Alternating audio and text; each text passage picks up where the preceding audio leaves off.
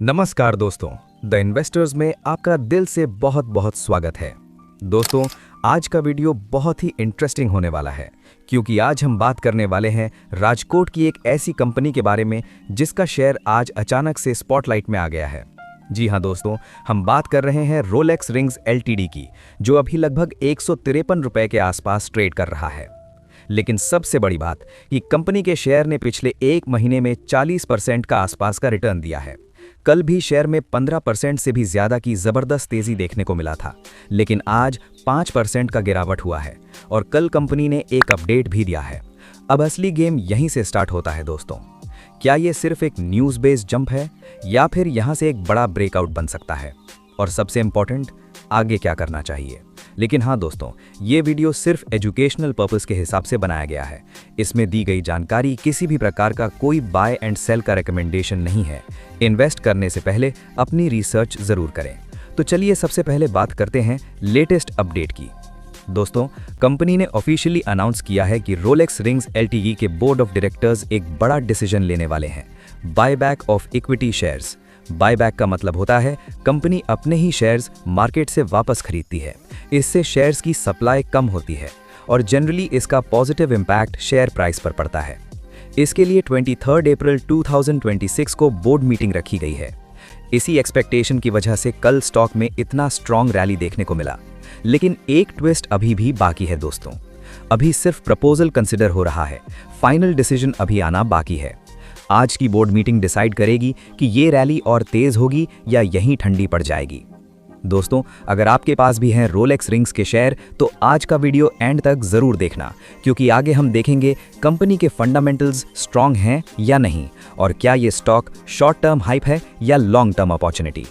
दोस्तों, सबसे पहले बात करते हैं रोलेक्स रिंग्स एलटीडी के एक्चुअल बिजनेस मॉडल की, क्योंकि किसी भी कंपनी के शेयर में पैसा लगाने से पहले ये समझना बहुत ज़रूरी होता है कि कंपनी पैसा कैसे कमा रही है। ये कंपनी एक लीडिंग मैन्युफैक्चरर है फॉर्ज्ड और मशीन्ड कंपोनेंट्स की, और इंडिया की टॉप फोर्जिंग कंपनीज में मानी जाती है। कंपनी ऑटो कंपोनेंट्स और बेयरिंग रिंग्स बनाती है जो यूज़ होते हैं vehicles, industrial machines, wind turbines और रेलवेज में।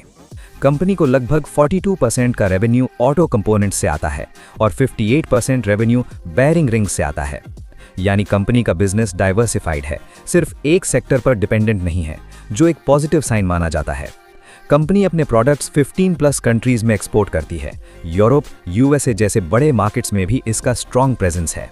और सबसे इंटरेस्टिंग बात, टॉप 10 क्लाइंट्स ही कंपनी के 80% रेवेन्यू कंट्रीब्यूट करते हैं, मतलब स्ट्रॉन्ग क्लाइंट रिलेशनशिप्स भी हैं।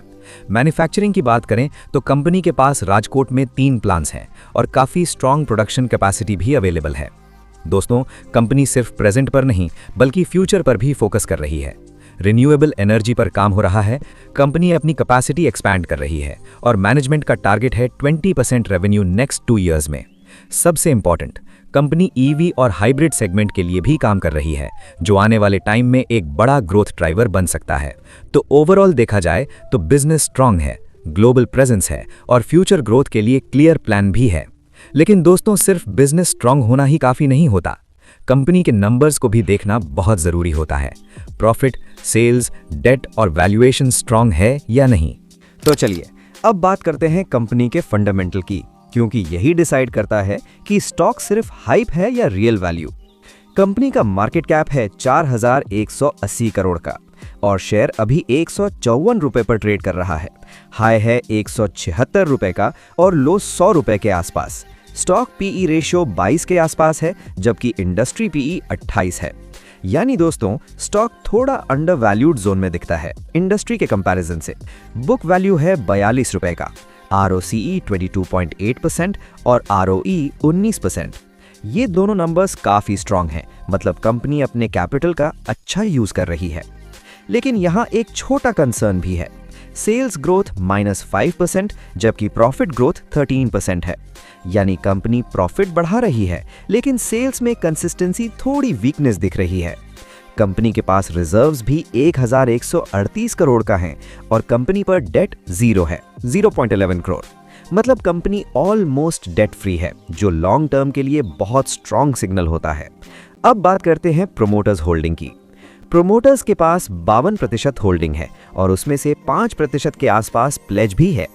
DIIs यानी डोमेस्टिक इंस्टीट्यूशंस के पास 30% और FIIs भी इन्वेस्टेड हैं, यानी बिग प्लेयर्स का ट्रस्ट बना हुआ है। सबसे अच्छी बात यह है कि पब्लिक का होल्डिंग कम है। ओवरऑल देखा जाए तो रोलेक्स रिंग्स लिमिटेड एक फंडामेंटली स्ट्रॉन्ग कंपनी लगती है। बिजनेस डाइवर्सिफाइड है, ग्लोबल प्रेजेंस है, डेट ऑलमोस्ट जीरो है जो सबसे बड़ा पॉजिटिव है। ROCE और ROE जैसे रेशियोज भी काफी मजबूत हैं। मतलब साफ है दोस्तों, लॉन्ग टर्म के लिए कंपनी मजबूत दिखती है, लेकिन शॉर्ट टर्म में वॉलेटिलिटी रह सकती है। अब सबसे बड़ा सवाल, क्या करना चाहिए?